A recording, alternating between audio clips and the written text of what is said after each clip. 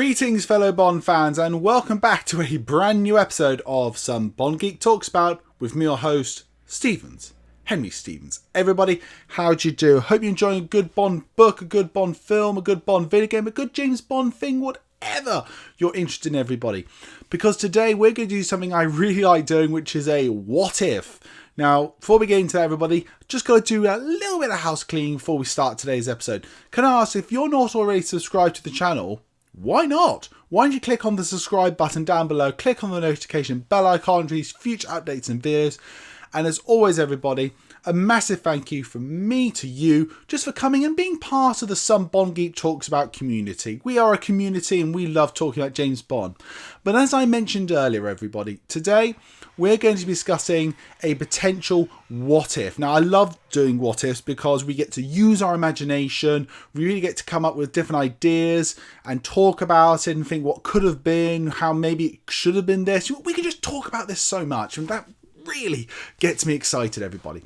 But essentially, everybody, today's what if is, and quickly, by the way, if you want to check out any of my previous what ifs, there's only one at the moment I'm recording this, but it is what if George Lazenby had stayed on as James Bond. Got a lot of people in the past commenting how much they really like that video, and I firmly recommend it.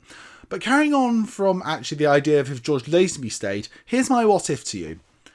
What if Pierce Brosnan did a fifth film, and what would have happened? Now, a couple of things to say about this for the record. I am assuming in this idea that Brosnan would have done a fifth film, and then they would have brought in Daniel Craig for Casino Royale, which would have come next. Okay? That I want to be sure. The other thing is, I'd say, since Die Another Day came out in 2002, judging by that was a 3-year gap between them, but let's just say it's average 3. I'll say that this fifth Bond film would have come out in 2004 or 5. It would have come out in one of those 2 years. But everybody, let's dive into this now. Before we get into talking about this potential film, what I think it could have been, I want to straight up back saying I am a 90s boy. I grew up in the 90s and the early noughties. Brosnan was my Bond growing up. He is and still is to me the epitome of ultra awesomeness and pure manlyhood. I wanted to be the Pierce Brosnan James Bond when I grew up. I have a very strong affection, a very strong connection with the Pierce Brosnan James Bond. That is my childhood Bond. Goldeneye is my favourite Bond film of all time. It would have been important to me. Now, also, let's look into this. So, obviously, Pierce Brosnan's last film was Die Another Day. I think fair to say a mixed to negative response overall, even at the time.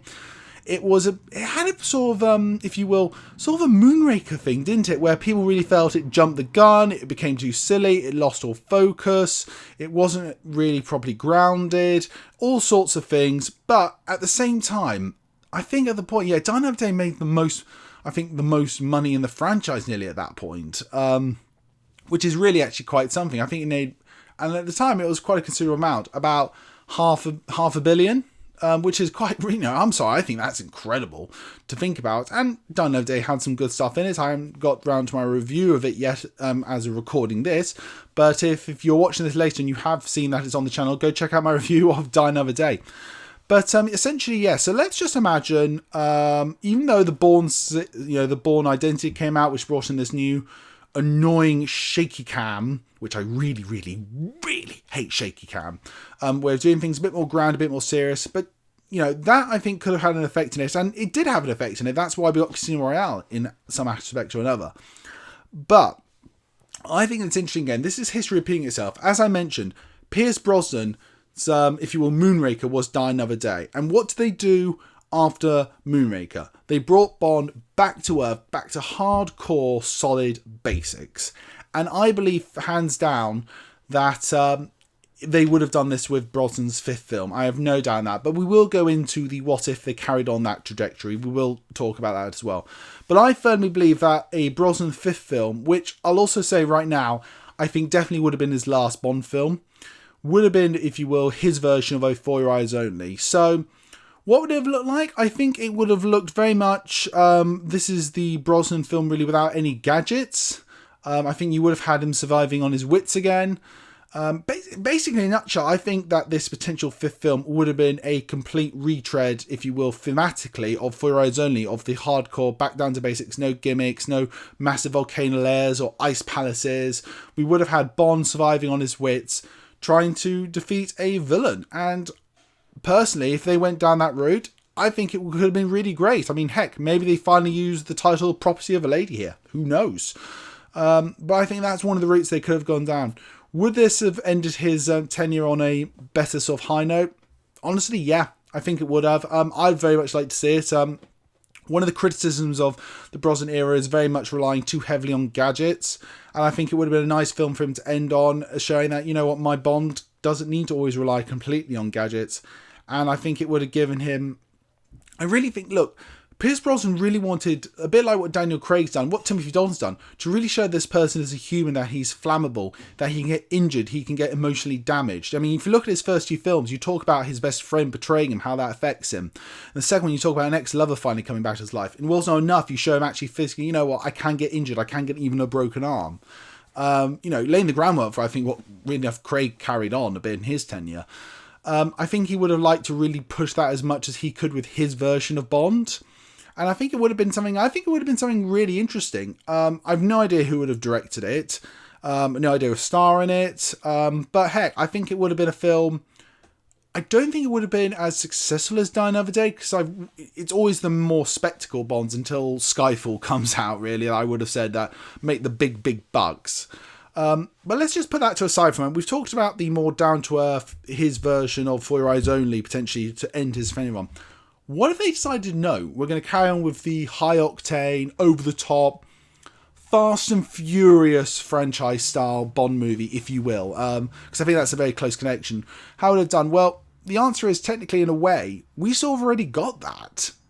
In my opinion, it might not have been a movie, but we did get Pierce Brosnan return in the Bond game For Your Eyes Only, which was nanobots made out of platinum, destroying everything that was in platinum, a platinum army of tanks, run by Nikolai Diavolo, William Dafoe, intend on taking over the world with Jaws coming back. I mean, that sounds to me like the follow-on of what Die Another Day would have been. So I sort of already got that, and what I think about that story, well, I enjoy it. It was great at the time. I really enjoyed it. I liked it. It was over the top. It was fun and enjoyable. But we got that as well. I think if they did do in that sort of route down the line, did do something akin to Everything or Nothing, it would have made a lot of money again. People will maybe a bit less and Die Another Day, maybe a bit more. I have no idea. But will they finish his tenure on that? I think this is actually personally the less likely of them all, because I really do believe very firmly that they would have gone with the more harder edge way to finale on. And the reason I say that as well is, again, in this what if, we're taking consideration that we know no matter what, the next film in the series after this potential fifth Brosnan film would have been the reboot Casino Royale, the harder edge, back to basics Bond. This film, this potential fifth film, could have been the sort of transition film between over the top, back to a bit more serious, back to really, really grounded and serious. If you get my drift here, that's how it could have made, I think it would have potentially gone.